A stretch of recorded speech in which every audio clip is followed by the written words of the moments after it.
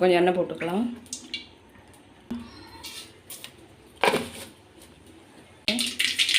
வெந்தயம், கொஞ்சம் சீரகம், பூண்டு,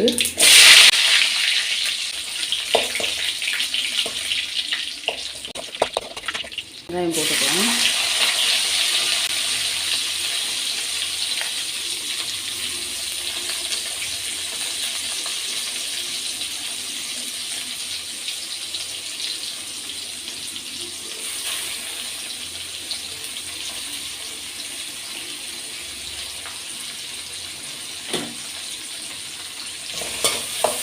வதக்கிக்கலாம். நல்லா வதங்கட்டும். வெங்காயம் கொஞ்சம் கொஞ்சம் போட்டுக்கலாம்.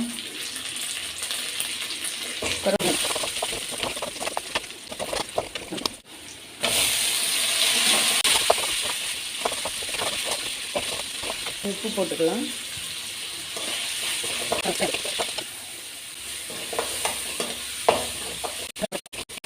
குழம்பு வைக்கும்போது நல்லா டேஸ்ட்டாக இருக்கும். நான் முள் கத்திரிக்காய் தான். கத்திரிக்காய் கொஞ்சம் நல்லா வதங்கணும்.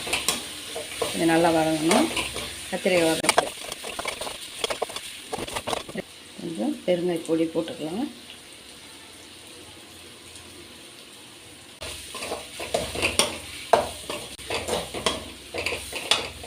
மிளகாத்தூள் கொஞ்சம் போட்டுக்கலாம். 1 ஸ்பூன் மல்லித்தூள், மஞ்சத்தூள். நல்லா வதக்கலாம். கொஞ்சம் கொத்தமல்லி கூட போட்டுக்கலாம்.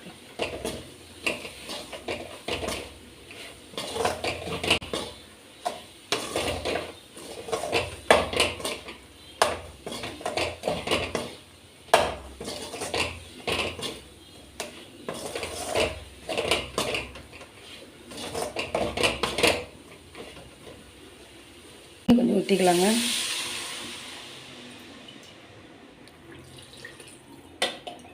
போதும், தண்ணி போதும்.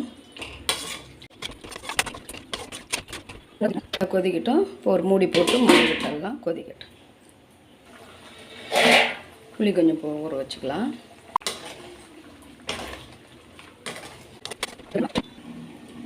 கொத்தமல்லி போட்டுக்கலாம்.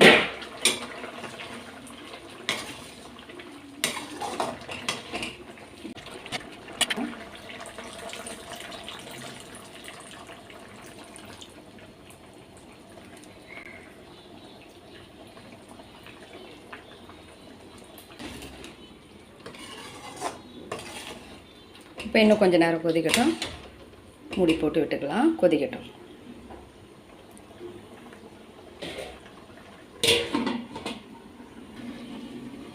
கொஞ்சமாக வேர்க்கடலை போட்டுக்கலாம். வேர்க்கடலை கொஞ்சம் மிக்ஸ் பண்ணி போட்டுக்கலாம். நல்லாயிருக்கும்.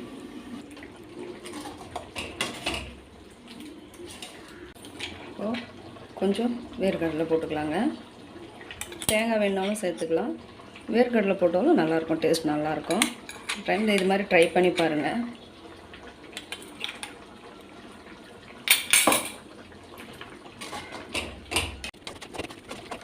இன்னும் கொத்தமல்லி போட்டுக்கலாம். கொஞ்சம் இறக்க போது கொஞ்சம் நல்லெண்ணெய் சேர்த்துக்கலாம். நல்லாயிருக்கும் டேஸ்ட்டு. காரக்குழம்புக்கு நல்லெண்ணெய்.